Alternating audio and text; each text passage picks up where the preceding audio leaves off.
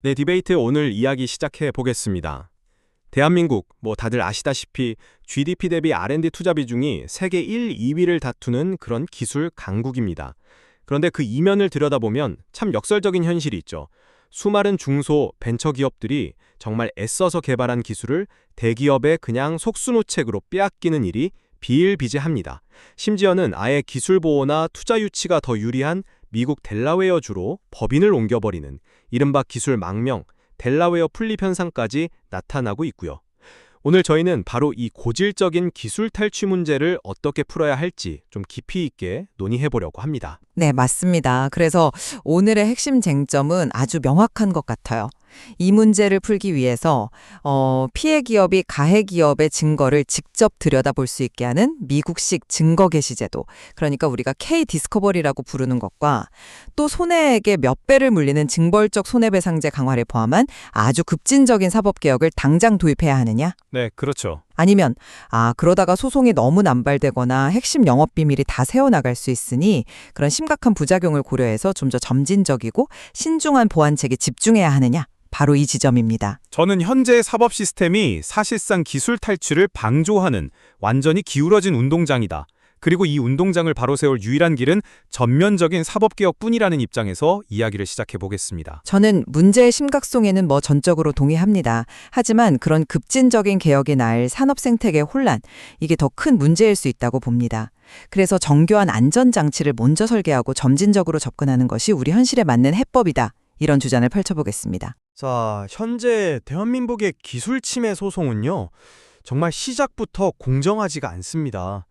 기술을 도용당했다는 증거, 예를 들면 도면이나 소스코드, 회의록 같은 것들이요, 대부분 가해자로 지목된 대기업의 서버나 캐비넷 안에 있습니다.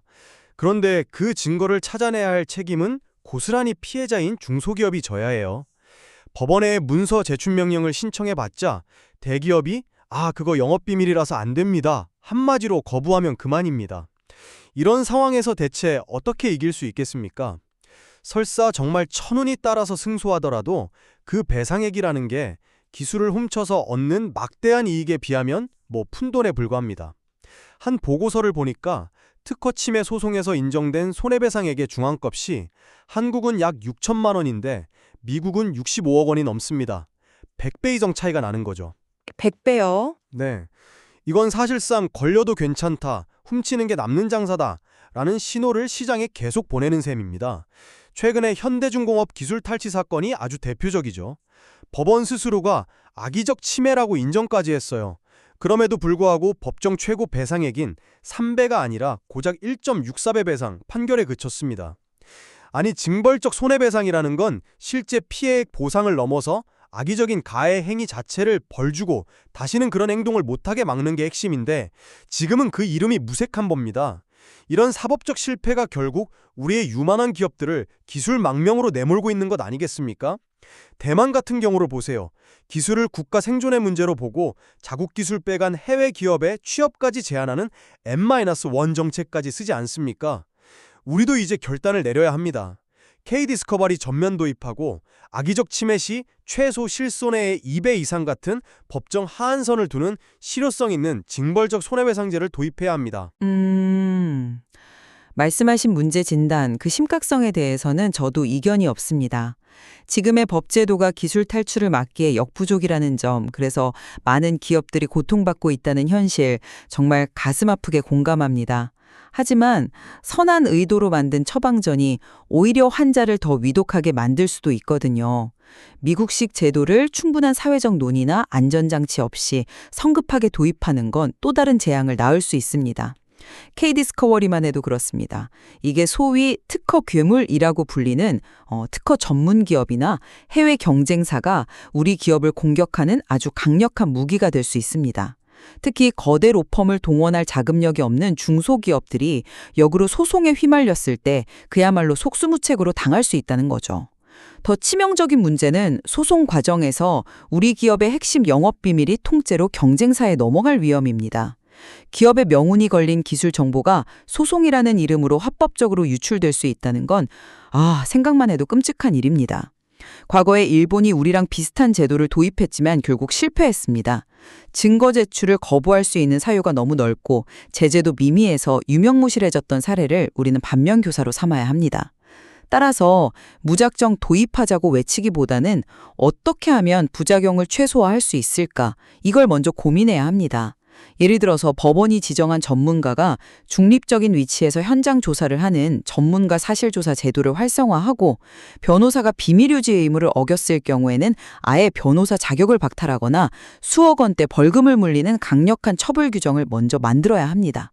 중소기업을 위한 소송 비용 지원이나 보험 제도 같은 이런 튼튼한 안전망을 구축하는 것이 순서라고 봅니다. 말씀하신 소송 남발이나 영업비밀 유출 우려는요, 사실 이 논의가 시작될 때마다 재계에서 항상 내세우는 단골 메뉴입니다. 저는 그 주장이 기술 유용이라는 이 불편한 관행이 드러나는 걸 막기 위한 방어 논리에 가깝다고 봅니다. 물론 영업비밀 보호 중요하죠. 하지만 그 위험은 충분히 통제 가능합니다. K디스커버리를 쉽게 비유하자면 두 사람이 포커를 치는데 한쪽이 속임수를 썼다고 의심하는 상황과 같아요. 지금 우리 제도는 의심하는 쪽만 자기 패를 다 보여주면서 네가 내 패를 보고 베꼈지 라고 증명해야 하는 아주 불리한 게임입니다. 하지만 디스커버리가 도입되면 심판격인 법원이 양쪽 모두에게 자, 이제 증거가 될 만한 패는 다 내려놓고 봅시다 라고 말할 권한을 갖게 되는 겁니다. 물론 이때 상대방의 핵심 기술 같은 민감한 패는 변호사만 보게 하는 보호 명령을 걸거나 중립적인 전문가가 대신 검토하게 하는 장치를 두면 됩니다. 미국도 다 그렇게 하고 있고요. 핵심은 증거에 접근할 최소한의 권리조차 보장되지 않으면 애초에 공정한 재판 자체가 불가능하다. 이 원칙의 문제입니다. 그 주장이 이론적으로는 상당히 설득력이 있습니다. 증거 접근권 없이는 공정한 재판이 불가능하다는 원칙, 저도 100% 동의합니다. 제가 우려하는 건 그 원칙을 한국의 현실에 적용했을 때 나타날 부작용의 문제입니다. 미국 제도는요, 변호사에 대한 사회적 신뢰와 엄격한 직업윤리, 그리고 위반 시 가해지는 강력한 처벌이 전제되어야만 제대로 작동합니다. 비밀 유지 명령을 어긴 변호사가 그 로펌에서 퇴출당하는 것은 물론이고 업계에서 완전히 매장되는 그런 문화가 뒷받침되어야 한다는 거죠. 솔직히 지금 우리 법조계가 그 정도의 신뢰와 시스템을 갖추고 있다고 자신할 수 있을까요? 비밀 유지 명령 위반에 대한 처벌이 솜방망이 수준인 상황에서 섣불리 제도를 도입하는 건 판도라의 섬자를 여는 것과 같습니다. 변호사 자격을 일시 정지시키거나 수억 원대 벌금을 부과하는 등 미국 수준의 강력한 동반 규정이 없다면 영업비밀 유출은 불보듯 뻔합니다. 또 하나, 방금 비용 문제는 본질이 아니라고 하셨지만 피해 중소기업에게는 가장 현실적인 문제입니다.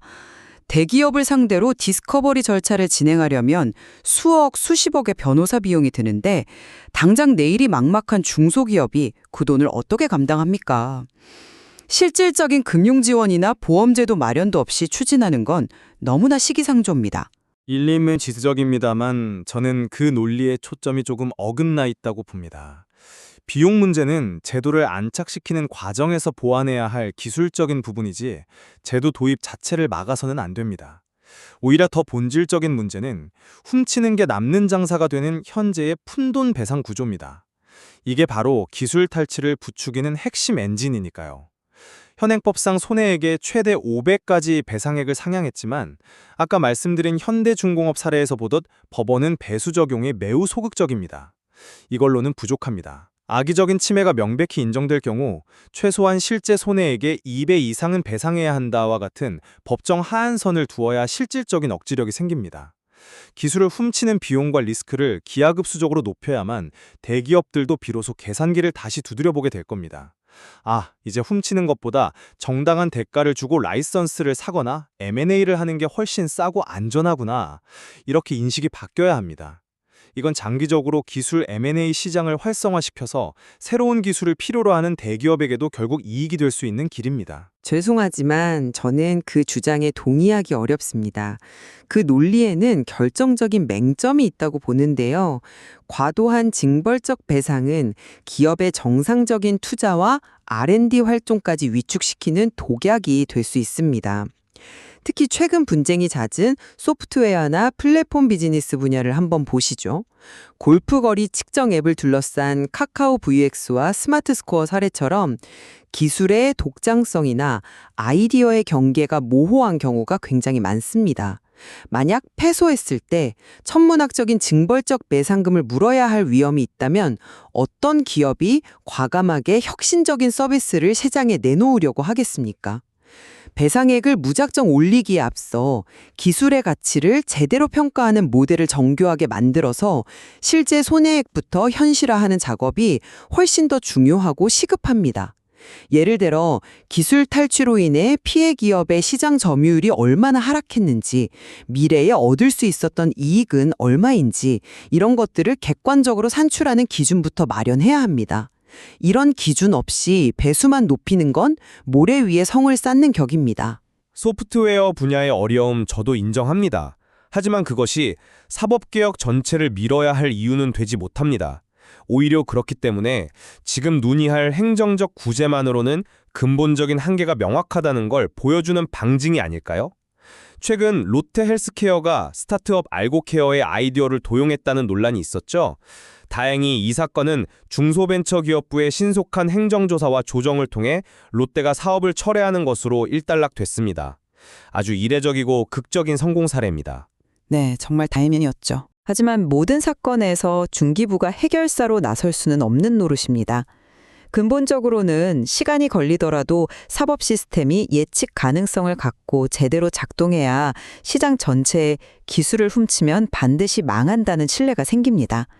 중기부의 조사 결과에 법적인 증거 능력을 부여해서 소송을 돕는 것은 좋은 보완책이지만 사법 개혁이라는 본질을 대체할 수는 없습니다.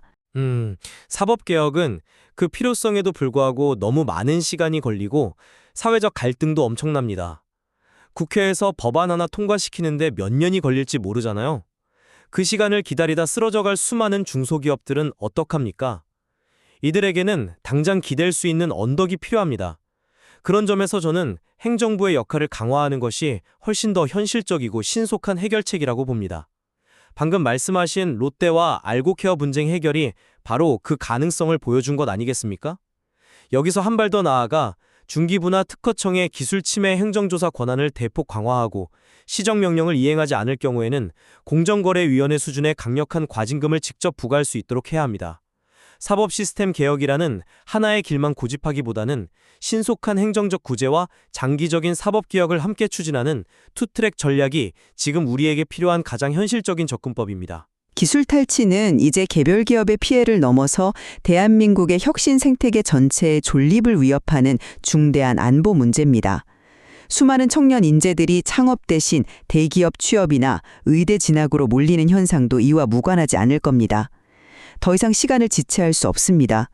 기울어진 운동장을 바로 세우고 혁신가들이 마음껏 뛰놀 수 있는 공정한 토양을 만들기 위해 K-디스커버리 도입과 징벌적 손해배상 현실화라는 과감한 수술을 더 이상 미뤄서는 안 됩니다. 그래야만 대한민국이 진정한 지식재산 강국으로 나아갈 수 있다고 믿습니다. 이식하기 전에 우리 산업과 법률 현실에 맞는 정교한 안전장치를 촘촘히 설계하고 다양한 이해관계자의 목소리를 충분히 수렴하는 과정을 반드시 거쳐야 합니다. 이와 동시에 신속하고 효과적인 행정적 구제 수단을 강화하는 점진적 접근이야말로 우리 혁신 생태계를 건강하게 지키는 현실적인 해법이 될 것이라고 생각합니다. 네. 오늘 논의를 통해 한국의 기술 보호 시스템이 더 이상 미룰 수 없는 중대한 전환점에 서 있다는 걸 다시 한번 확인할 수 있었습니다. 정의를 바로 세우기 위한 강력한 개혁의 필요성, 그리고 그 과정에서 발생할 수 있는 위험과 부작용에 대한 깊이 있는 우려를 함께 살펴보았습니다. 과감한 개혁을 통해 미래의 희망을 선택할 것인가, 아니면 신중한 접근을 통해 현재의 안정을 지킬 것인가. 어떤 길이 우리 혁신 생태계의 미래를 위한 최선의 선택일지에 대한 최종 판단은 이 자료에 담긴 더 깊은 내용을 탐구하지 청취자 여러분의 몫으로 남겨두고 싶습니다.